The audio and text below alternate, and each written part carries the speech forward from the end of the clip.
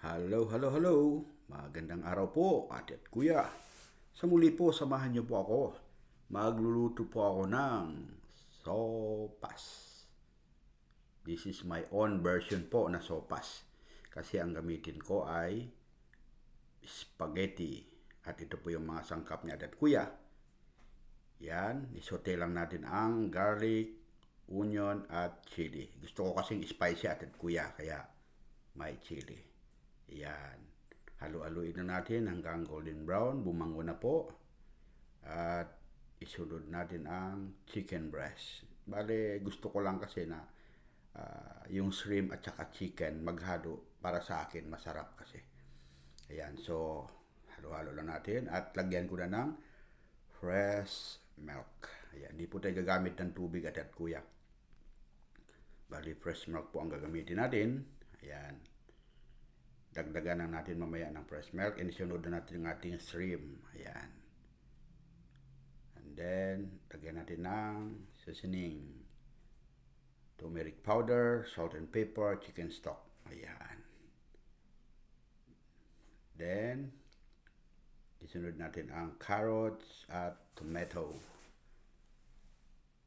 At hintayin lang natin kumulo. Dagdagan na natin ang fresh milk at kuya kung gusto nating marami ang kanyang soup. Ayan, kumulo na po. Nilagay ko na yung broccoli. Then, katapos ilagay ang broccoli, titikman muna natin kung masarap na. Kung hindi pa, di pasarapan pa natin. Kumulo na po at kuya. At isusunod na natin ang ating pasta. Ayan. Lagyan na natin ang spaghetti. Ayun, after 2 minutes, luto na po yan at kuya. Yan, ito po yung hapunan ko ngayon at kuya. Bale, na-miss ko kasing kumain na may soup. Naisip ko yung sopas, kaya ito pong ginawa ko. Parang sopas talaga ang lasa niya at kuya. Medyo ibang version lang kasi ginamit natin ay broccoli and tomato at saka spaghetti. Lagyan natin ng crispy fried onion. Ayan, sarap at kuya pag may fried onion.